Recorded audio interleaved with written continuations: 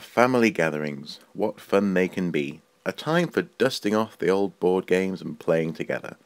But did you know that this has a very long history? As early as 3,500 years BC, the game of Senet was being played in ancient Egypt. Here is Nefertari playing a game. The game played something like a chase, though the rules aren't fully understood today. Around 3000 BC, in the Bronze Age Iraqi site of the Burnt City, people developed and were playing the board game of backgammon. The game survives to this day and is popular the world over. Flash forward 500 years to 2500 BC, and in the ancient Sumerian city of people were playing a very particular board game. Sadly, the rules are lost, though many agree that this game played much like Senet, a race game. Around 500 BC, the first mention of the board game Pachisi is made in the Indian epic, the Mahabharata. This forerunner of the game Ludo was even played out in courtyards, with people acting as the pieces. Around 400 BC, the game of Libo chess was being played in the state of Zhongshan in China. This elegantly made board was recovered from a Western Han Dynasty tomb dating to the 2nd century BC.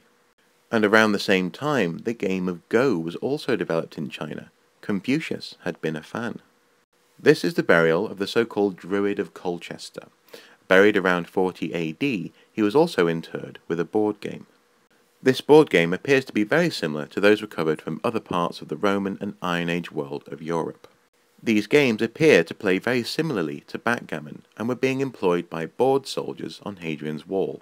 The game was passed to the Byzantines in the form of tabula.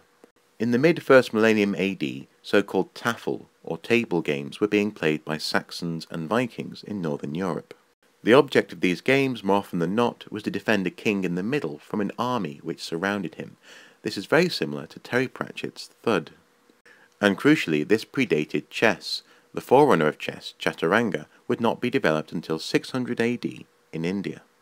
Debate rages as to the exact origins of chess, but the similarities are obvious to see.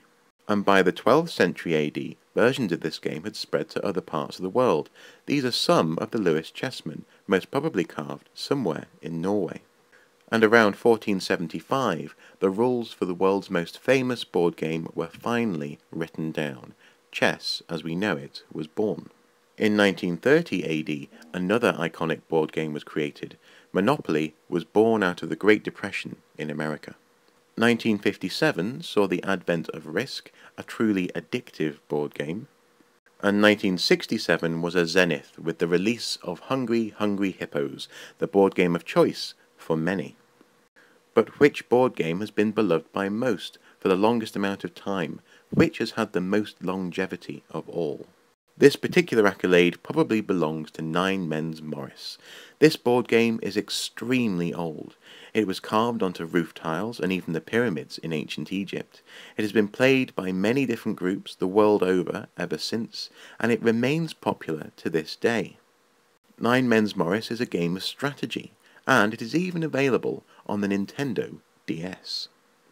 Indeed, most of the games I have mentioned in this video are available electronically. Monopoly is a very popular computer game.